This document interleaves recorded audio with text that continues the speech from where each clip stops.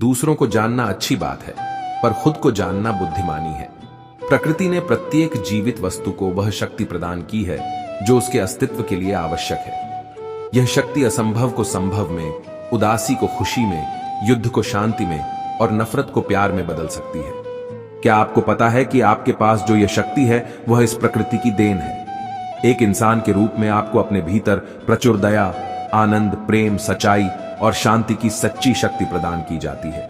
यही चीजें हैं जो आपको अपनी दुनिया को बदलने में मदद कर सकती हैं।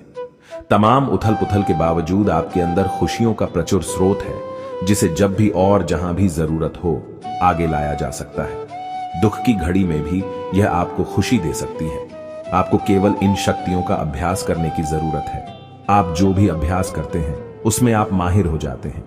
यदि आप कुछ ही समय में अपने आप को क्रोधित होते हुए पाते हैं तो इसका अर्थ है कि आपने अपने जीवन में सबसे अधिक क्रोध का अभ्यास किया है। अपने जीवन में शांति का अभ्यास करें और आप इसमें अच्छे हो सकते हैं। आपके जीवन में हर चीज की शुरुआत आपके बीज बोने से होती है। प्रेम, दया, शांति, समझ, संशय और भ्रम जैसे बीज आपको दिए गए हैं। आप इस जीवन की मिट्टी में जो बीज बोते हैं उसके आधार पर वे पेड़ होंगे जो आप अपने जीवन के बगीचे में देखते हैं। वे सभी छोटे बीजों के रूप में शुरू होते हैं, लेकिन जैसे जैसे वे अंकुरित होते हैं और बढ़ते हैं वे अपनी विशेष विशेषताओं को प्रकट करते हैं। कुछ आपको पसंद आएंगे और कुछ आपको पसंद नहीं आएंगे। ये आप पर निर्भर करता है कि आप अपने जीवन में कैसा बीज बोते हैं और कैसे उसका पोषण करते हैं। यह न केवल बीज बोने का सवाल है बल्कि उन्हें पोषित करने, पानी देने और उनकी रक्षा करने का भी है। जीवन एक अवसर है। हमारे भीतर आने वाली सांस ही अवसर की परिभाषा है। कभी कभी हमें अपना ध्यान स्पष्ट रखने के लिए यह बात याद दिलाने की आवश्यकता होती है, क्योंकि हम पैसे और उपाधियों से प्रभावित होते हैं। इसके बजाय दयालुता, अखंडता, उदारता और विनम्रता से प्रभावित होना चाहिए। यह वास्तविक और व्यावहारिक होना चाहिए। हम अक्सर चीजों को परिस्थितियों, लोगों और विचारों पर काबू पाने के नजरिए से देखते हैं। इसका मतलब है कि कोई जीतने वाला है और कोई हारने वाला है, लेकिन जब हम खुद पर विजयी होते हैं तो कोई नहीं हारता। ये केवल एक जीत की स्थिति है।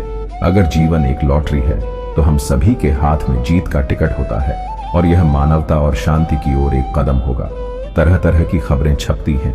इनमें सबसे ताजा खबर और सबसे जरूरी खबर और सबसे श्रेष्ठ खबर यह है कि तुम जीवित हो।